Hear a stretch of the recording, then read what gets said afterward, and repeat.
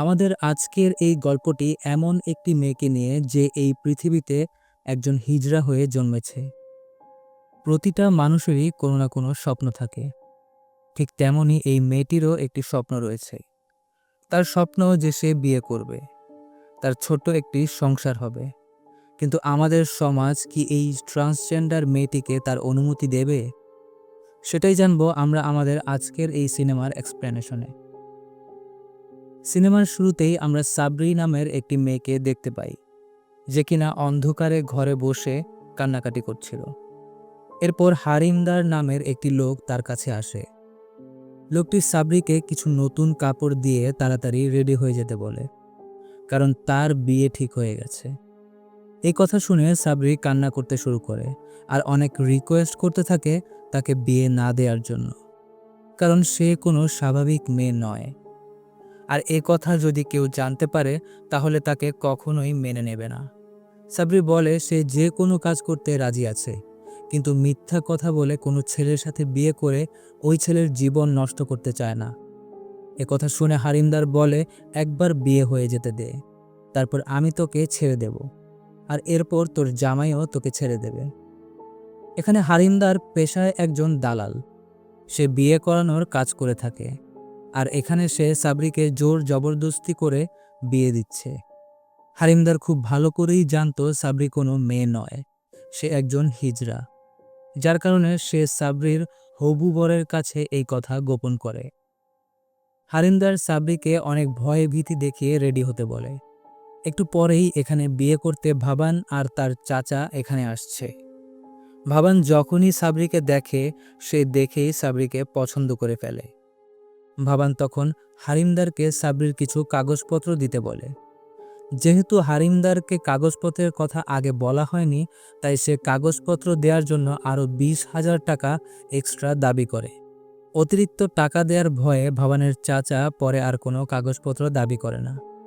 আসলে এখানে ভাবান নিজের জমি বিক্রি করে বিয়ের জন্য 50,000 টাকা জোগাড় করেছে, যার কারণে সে 20,000 এক্সট্রা দেওয়ার কথা শুনে রাজি হয় না। ছোটবেলাতেই ভাবানের মা বাবা মারা যায়, আর সে তারপর থেকেই তার চাচার কাছে বড় হয়েছে, যার কারণে ভাবান তার চাচার সব কথাই মেনে চলে। কিছুক্ষণ পরে আমরা দেখতে পাই হারিমদার একটি পণ্ডিতকে ডেকেছে, আর সেখানে তখন সাবরি আর ভাবানের বিয়ের কাজ সম্পন্ন করা হয়। এখানে ভাবানের অনেক কষ্ট করে বিয়ে করতে হয়েছিল, যার কারণে সে এখন অনেক খুশি। যখন সে বিয়ে করে গ্রামে আসে তখন গ্রামের সবাই তাদের অনেক প্রশংসা করে। সেদিন রাতে ভাবান তার বিয়ে উপলক্ষে বন্ধুবান্ধবদের পার্টি দিচ্ছে। সেখানে তারা অনেক গল্পগুজব করছিল। আর এখানে আমরা জানতে পারি তাদের গ্রামে মেয়ে মানুষের সংখ্যা অনেক কম, কারণ গ্রামে থাকা সব মানুষই মেয়েদেরকে বোঝা মনে করে, যার কারণে জন্ম নেওয়ার আগেই এখানে মেয়ে বাচ্চাদেরকে মেরে ফেলা হয় অথবা বিক্রি করে দেয়া হয়।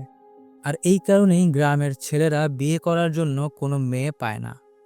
আর যখন তারা বিয়ের উপযুক্ত হয় তখন তারা বাইরের গ্রাম থেকে দালালের মাধ্যমে অনেক টাকার বিনিময়ে মেয়ে কিনে এনে বিয়ে করে।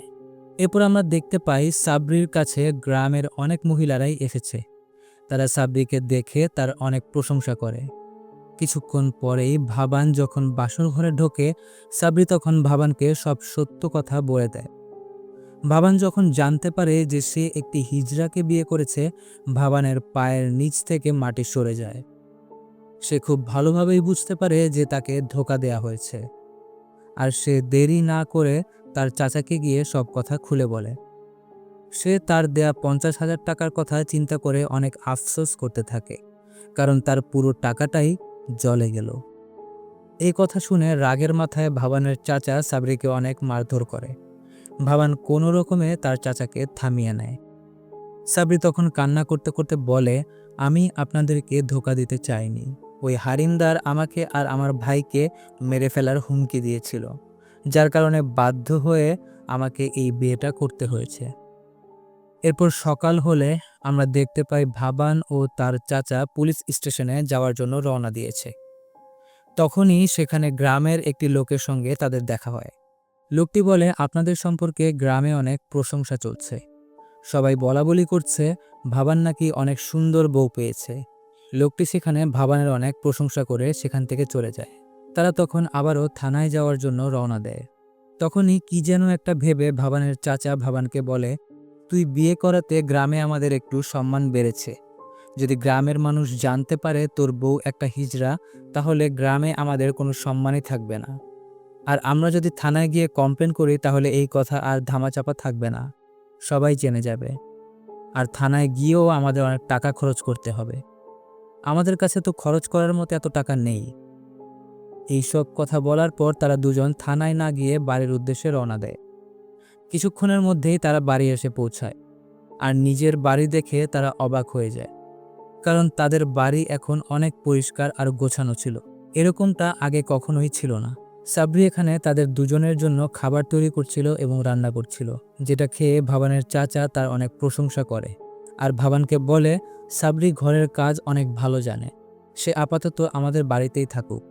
সে যদি এভাবে আমাদের ঘরের কাজগুলো করে তাহলে আমাদের পয়সা উসুল হয়ে যাবে। আর যেদিন আমাদের পয়সা উসুল হয়ে যাবে, সুযোগ বুঝে আমরা তাকে তাড়িয়ে দেব। ভাবান বলে, যদি গ্রামবাসীরা এই কথা জেনে যায় তাহলে গ্রামবাসী কখনোই এটা মেনে নেবে না।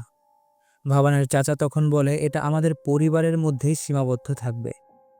এরপর সিন কাট হলে আমরা দেখতে পাই ভাবান সাবরির কাছে এসে বলে, আমরা তো ভেবেছিলাম তুমি হয়তো এতক্ষণে চলেই গেছো। সাবরি বলে, কোথায় যাব আমি? আমার যাওয়ার কোনো জায়গা নেই। এখন এই বাড়িতেই এসেছি, এটাই আমার শেষ ঠিকানা। এভাবে বেশ কিছুদিন কেটে যায়। আর সাবরি নিজের আসল রূপটা ঢাকার জন্য সবসময়ই চেষ্টা করত। এমনকি পানিও এমন সময় আনতে যেত যখন কুয়ার কাছে কোনো মেয়ে মানুষ থাকতো না। এছাড়াও যদি কোনো মেয়ে মানুষ তার সঙ্গে কথা বলতে আসতো, কোনো প্রশ্ন করত, সে কোনো কথার উত্তর দিত না। সে সবসময় চেষ্টা করত যেন তার আসল রূপের কথা কেউ না জানে। এমনকি সাবরি ভাবানের চাচার পা পর্যন্ত টিপে দিত। রাতের বেলা ঘরে এসে সাবরি যখন ভাবানের পা টিপে দিতে শুরু করে, তখন ভাবান হাসতে হাসতে বলে, এখন লাগবে না, যখন আমার বয়স হয়ে যাবে তখন তুমি আমার পা টিপে দিও। সাবরি তখন ভাবানের দিকে তাকিয়ে বলে, তুমি কি বুড়ো হয়ে যাওয়া পর্যন্ত আমাকে তোমার সঙ্গে রাখবে? ভাবান বলে, কালকের কথা কে জানে। আর এরপর তারা দুজন একে অন্যের সাথে নিজেদের পার্সোনাল লাইফের কথা শেয়ার করে। সাবরি সেখানে বলে ছোটবেলাতেই তার বাবা মা মারা যায়, আর তারপর তার চাচা টাকার জন্য তাকে হারিমদারের কাছে বিক্রি করে দেয়। সাবরি বলে তার চাচা তাকে সবসময়ই অনেক ঘৃণা করত, কিন্তু তার ছোট ভাই তাকে অনেক ভালোবাসতো। সাবরি এখানে ভারাক্রান্ত মনে এটাও বলে, এখানে থাকতে তার অনেক ভালো লাগছে, কারণ এখানে তার অস্তিত্বের কথা কেউই জানে না। আর গ্রামের মেয়ে মানুষগুলো নিজেই তার সাথে কথা বলার জন্য এগিয়ে আসে। আর ছোটবেলাতে মেয়েরা তার কাছ থেকে এমনভাবে পালিয়ে বেড়াতো, দেখে মনে হতো যেন তার কোনো বড় অসুখ হয়েছে। সাবরির মন ভালো করার জন্য ভাবান তাকে বলে, তুমি কি কালকে আমার সঙ্গে মেলাতে যেতে চাও? এখানে ভাবান আসলে মেলায় কাপড় বিক্রি করে তার রোজগার চালাতো। সাবরি মেলায় যাওয়ার কথা শুনে অনেক খুশি হয়ে যায় এবং মেলায় যাওয়ার জন্য রাজিও হয়ে যায়।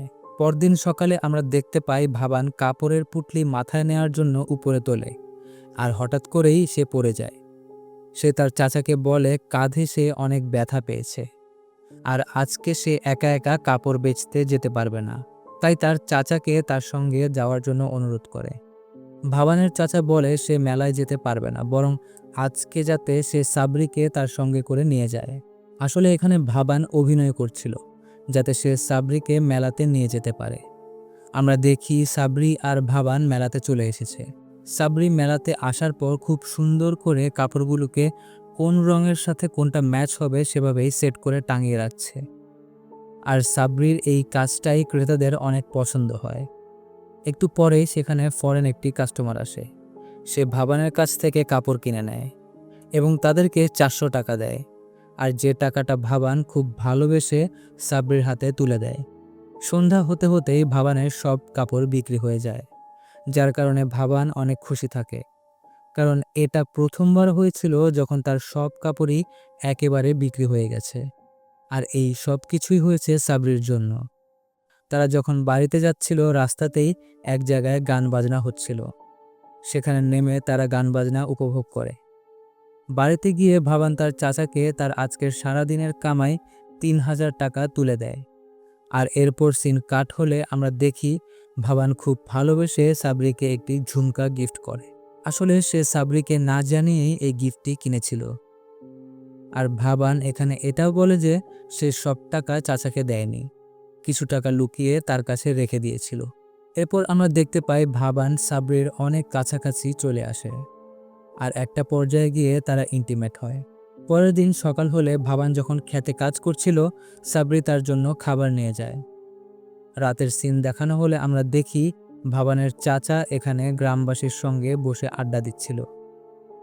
কথা বলার এক পর্যায়ে গ্রামবাসীরা ভাবানের চাচাকে জিজ্ঞেস করে ভাবানের বিয়ের ৮ মাস হয়ে গেছে, কিন্তু এখনও কোনো সুসংবাদ শোনা যাচ্ছে না কেন। কিন্তু চাচা এখানে গ্রামের লোকের কথার কোনো উত্তর দিতে পারে না।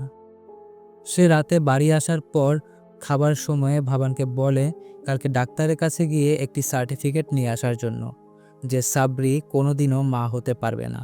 কথা শুনে ভাবান তখন রেগে গিয়ে তার চাচাকে বলে, আমি যদি সার্টিফিকেট নিয়ে আসি তাহলে তো গ্রামবাসী আমার উপর হাসাহাসি করবে যে আমি বিয়ে করেছি কিন্তু বাচ্চা জন্ম দিতে পারি না। আর একটা পর্যায়ে এসব কথা বলতে বলতে তাদের দুজনের মধ্যে ঝগড়া শুরু হয়ে যায়। এই সব কথা সেখানে সাবরি দাঁড়িয়ে চুপচাপ শুনছিল, যা শুনে তার অনেক কষ্ট হয়। রাতের বেলা যখন সাবরি কান্না করছিল, ভাবান তার কাছে এগিয়ে আসে আর কি হয়েছে তা জানতে চায়। তখন সাবরি কাঁদতে কাঁদতে তাকে বলে সবকিছুই তার জন্যই হয়েছে। ভাবান তখন নরম গলায় সাবরিকে বলে, আমার তোমাকে কষ্ট দেওয়ার কোনো ইচ্ছা ছিল না, আমি তো শুধুমাত্র চাচাকে বোঝানোর চেষ্টা করছিলাম যে আমাদের কাছে এখন কিছুই করার নেই। সাবরি তখন ভাবানের কাছে এসে বলে, চলুন আমরা দুজন এখান থেকে অনেক দূরে চলে যাই, আর সেখানে গিয়ে নতুন করে দুজনের সংসার শুরু করি। ভাবান তখন কাঁদতে কাঁদতে বলে, আমি জীবনে কখনোই একা কিছুই করিনি, আমার কাছে যা কিছু আছে সব কিছুই আমার চাচার। ভাবান সেখানে আরও বলে যে যখন আমি ছোট ছিলাম তখন আমার মা একটি ফুটফুটে মেয়ের জন্ম দিয়েছিল, আমার চাচা সেই মেয়েটাকে নিজের কাছে রেখে দিয়েছিল। যেহেতু সে একটা মেয়ে বাচ্চা ছিল, তাই ওই ছোট্ট নিষ্পাপ বাচ্চাকে একটু খাবারও দেওয়া হয়নি, যার ফলে সে ৩-৪ দিন পর মারা যায়। আর আমার বাবা তো শয্যাশায়ী ছিল, সে কিছুই করতে পারতো না। এখানে তারা আবারও খুবই ইমোশনাল হয়ে যায় আর একে অপরের অনেক কাছাকাছি চলে আসে। সেখানে একটা পর্যায়ে গিয়ে তারা আবার ইন্টিমেট হয়। আমরা দেখি ভাবানের চাচা পানি খাওয়ার জন্য ঘুম থেকে উঠেছে। সে কোথাও পানি খুঁজে পাচ্ছিল না। পানি নিয়ে আসার জন্য সে সাবরি আর ভাবানের ঘরের কাছে যায়। পানি নেয়ার পর সে যখন চলে আসবে তখন কিছু একটা শব্দ শুনতে পায়, আর তার চাচা তখন কৌতূহলবশত ভাবানের ঘরের ভিতরে জানালা দিয়ে উঁকি দেয় এবং তার চাচা সেখানে ভাবান ও সাবরিকে ইন্টিমেট হতে দেখে ফেলে, যা সে কল্পনাও করতে পারেনি। পরের দিন সকালে ভাবান কাজের জন্য বাইরে চলে যায়, আর ভাবানের চাচা কুনজর দিয়ে দেখতে থাকে সাবরিকে। রাত হলে ভাবানের চাচা সাবরিকে নিজের শরীর টেপানোর জন্য ডাক দেয়। সাবরিও তার চাচা শ্বশুরকে অনেক শ্রদ্ধা করত, তাই সে পা টিপে দেওয়ার জন্য কাছে আসে। আর এখানে হুট করে ভাবানের চাচা সাবরিকে জোর জবরদস্তি করতে থাকে, তবে অনেক বাধা দেওয়ার চেষ্টা করেও পারে না। শেষমেশ ভাবানের চাচা সাবরিকে ধর্ষণ করতে সক্ষম হয়। আর একটু পরেই সেখানে ভাবান চলে আসে, আর ভিতরে এসে সে যখন সাবরিকে এমন অবস্থায় দেখে সে খুবই ভয় পেয়ে যায়। ভাবান তখন সাবরিকে জিজ্ঞাসা করলে জানতে পারে তার সাথে ঘটে যাওয়া সব ঘটনা। কথা শুনে ভাবান রেগে গিয়ে তার চাচাকে অনেক মারধর করতে শুরু করে। তাদের মধ্যে ঝগড়ার আওয়াজ শুনে তখন সেখানে গ্রামবাসীরাও চলে আসে। ভাবানের চাচা তখন সবার কাছে গিয়ে ভাবানের উপরে সমস্ত দোষ দিয়ে দেয়। ভাবানের চাচা সবার সামনে বলে ওঠে সাবরি একটি হিজড়া, আর এই কথা ভাবান তার চাচাকে জানায়নি। আর এই কথা শুনে সাবরি ও ভাবানের মন ভেঙে যায়। ভাবান তখন সবকিছু খুলে বলে গ্রামবাসীর কাছে। সেখানে আসা মহিলাগুলো সাবরিকে নিয়ে তখন বাজে মন্তব্য করতে শুরু করে। আর এর পরের দিন সাবরি আর ভাবানকে নিয়ে গ্রামের পঞ্চায়েতে বিচার বসে। ভাবানের চাচা পঞ্চায়েতে বলে যে সে নিজের জমি বিক্রি করে 50,000 টাকা দিয়ে ভাবানের বিয়ে করিয়েছে। বিয়ের রাতেই ভাবান জানতে পেরেছিল যে সাবরি কোনো মেয়ে নয়, বরং একটি হিজড়া, কিন্তু ভাবান তার চাচাকে এ ব্যাপারে কিছুই জানায়নি। এবং এই হিজড়ার জন্য ভাবান তার চাচার গায়ে হাত উঠিয়েছে। এরপর ভাবানের চাচা সাবরির উপরেও অভিযোগ নিয়ে আসে যে সাবরি অনেক লোকের কাছে নিজেকে মেয়ে সাজিয়ে বিয়ে করে টাকা হাতিয়ে নেয় আর সবাইকে ধোঁকা দেয়। ভাবানের চাচা এরপর ভাবানের কাছে এসে কানে কানে তাকে হুমকি দিয়ে বলে, তুই যদি এই হিজড়ার সাথে থাকতে চাস তাহলে আমি তোকে আমার বাড়ি থেকে বের করে দেব, আর সারা জীবন মানুষের কাছে তোকে এই বদনাম সহ্য করে বেড়াতে হবে। আর যে গ্রামবাসীরা ভাবানের বিয়ের কথা শুনে সাবরি ও তার অনেক প্রশংসা করছিল, সেই গ্রামবাসীরা আজকে ভাবান ও সাবরির এই সম্পর্কের উপরে হাসি ঠাট্টা করতে শুরু করে। ভাবান এই সব কিছু দেখে অনেক কষ্ট পায়। সাবরিও সেখানে দাঁড়িয়ে দাঁড়িয়ে সবার কথা শুনে কাঁদতে থাকে। গ্রামবাসীরা এখানে কোনো মতেই ভাবান এবং সাবরির এই সম্পর্ক মেনে নিতে চায় না। ভাবান তখন সেখানে হাত জোর করে গ্রামবাসীকে বলে, এই হিজড়া আমার প্রেমিক নয়। এই কথা শুনে সাবরির মনটা ভেঙে যায়।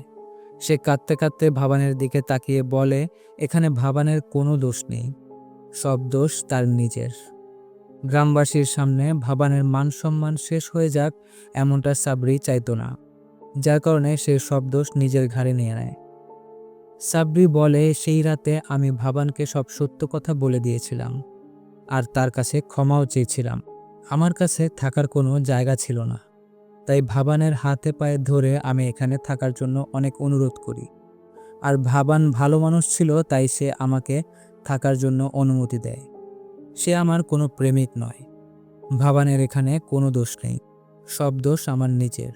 পঞ্চায়েত তখন বিচারের ফয়সালা শোনায়, আর তারা বলে ভাবান এখানে তার চাচার পায়ে ধরে মাফ চাইবে, আর সাবরি এই গ্রাম থেকে অনেক দূরে চলে যাবে। ভাবান এখানে তার চাচার পায়ে পড়ে তার কাছে অনেক ক্ষমা চায় আর মিনতি করতে থাকে, কারণ ভাবান এখানে শুধুমাত্র নিজের কথাই ভাবছিল, যাতে তার চাচা তাকে বাড়ি থেকে বের করে না দেয়। সাবরিও তখন এই গ্রাম ছেড়ে অনেক দূরে চলে যেতে শুরু করে। হাঁটতে হাঁটতে সাবরি একটি বাস স্ট্যান্ডে এসে বসে পড়ে, আর তখনই আমরা দেখতে পাই ভাবান মুখ লুকিয়ে সাবরির পাশে এসে বসে। সাবরি এটা দেখে অনেক খুশি হয়ে যায়। সাবরি এখানে কথা বলতে বলতে তার কাঁধে মাথা রাখে, কিন্তু একটু পরেই সাবরির এই স্বপ্নটা ভেঙে যায়। সেখানে ভাবান নয়, অন্য আরেকটি লোক বসেছিল, আর তখনই সেখানে বাস চলে আসে, আর সাবরি ওই বাসে উঠে যায়। কিন্তু বাসে ওঠার পর সাবরি তাকিয়ে দেখে সেখানে সব সিটে নারী আর পুরুষরা বসেছিল। সে বুঝতেই পারছিল না তার সিট কোনটা, যার কারণে সে অনেক কষ্ট নিয়ে বাসের মেঝেতে বসে পড়ে। তখন সেখানে কন্ট্রাক্টর এসে সাবরিকে বলে নিজের সিটে গিয়ে বসার জন্য। সাবরি তখন হাতে তালি বাজিয়ে ওই কন্ট্রাক্টরকে বলে, আমি একজন হিজড়া, আমার জায়গা এই সমাজে কোথাও নেই। আর এমনই একটি দৃশ্যের সাথে সাথে সিনেমাটি এখানেই শেষ হয়ে যায়।